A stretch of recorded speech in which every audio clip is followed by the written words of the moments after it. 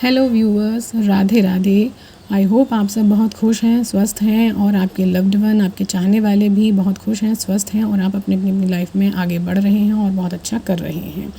आने वाला टाइम आप सबके लिए कैसा रहने वाला है, क्या कुछ खास होने वाला है,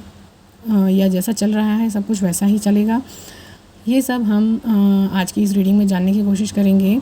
कि आने वाला टाइम, आने वाले समय में मेरे व्यूवर्स के लिए क्या कुछ खास रहने वाला है या कुछ ट्विस्ट आने वाला है, कैसा रहेगा आने वाला टाइम, ये सब हम आज जानने की कोशिश करते हैं। ये जनरल है, टाइमलेस रीडिंग है, तो आप उस हिसाब से देखिएगा, जितना आपसे मैच करे उतना रखिए, बाकी का आप दूसरों के लिए छोड़ दीजिएगा। ओके, तो यूनिवर्स प्लीज़ हेल्प करें, एंजल्स प्लीज़ गाइड करें, आने वाला टाइम मेरे व्यूवर्स के लिए कैसा रहेगा, आने वाले टाइम में मेरे व्यूवर्स के लिए कैसा रहेगा।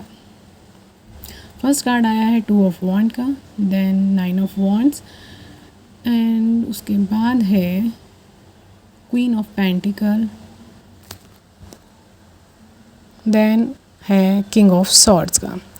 तो व्यूवर्स, यहाँ कार्ड्स को देखकर लग रहा है कि आने वाले टाइम में आपको अपने काम में या अपने रिश्तों में या कहीं ना कहीं किसी सिचुएशन में आपको चॉइस करनी पड़ सकती है, आपको चूज़ करना पड़ सकता है कि आपको क्या करना है,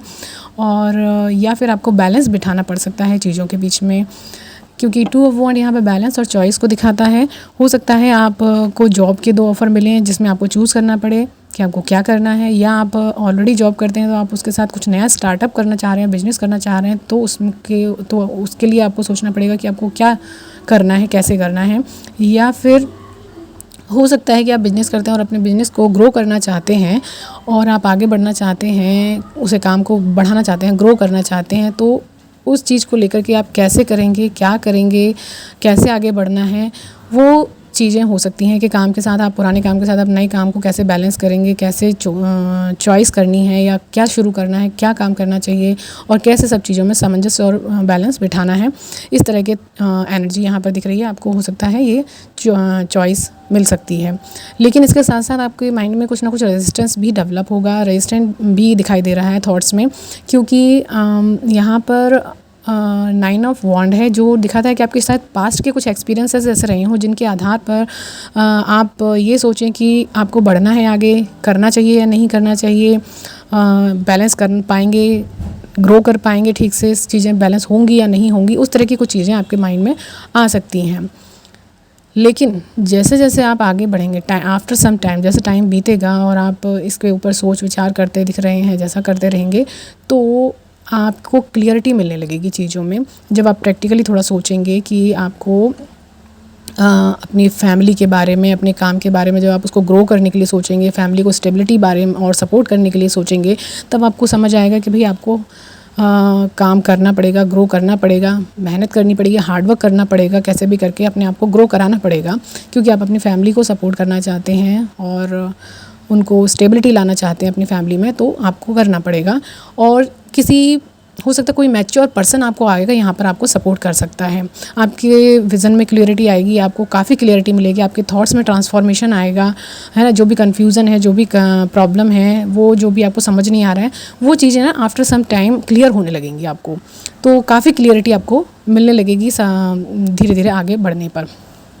यहाँ पर ऐसा दिख रहा है। इसी तरह से अगर हम रिलेशनशिप एस्पेक्ट में देखें तो वहाँ पर भी अगर हो सकता है स्टार्टिंग में आपको चॉइस करनी पड़े 2 रिश्तों के बीच में या 2 सिचुएशंस के बीच में, तो आप कैसे बैलेंस बिठाएंगे, कैसे चूज़ करेंगे, किसके साथ आगे बढ़ना है, क्या करना है, वो क्लियरिटी जो आपको स्टार्टिंग में नहीं रहेगी, वो धीरे धीरे आगे आफ्टर सम टाइम आपको वो क्लियरिटी मिलेगी। आप को समझ आने लगेगा, आपको एक क्लियर विज़न समझ आएगा, आपका क्लियर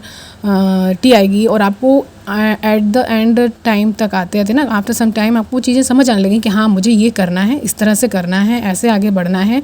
तो काफ़ी क्लियरिटी जो है आपके थॉट्स में आपको मिलेगी।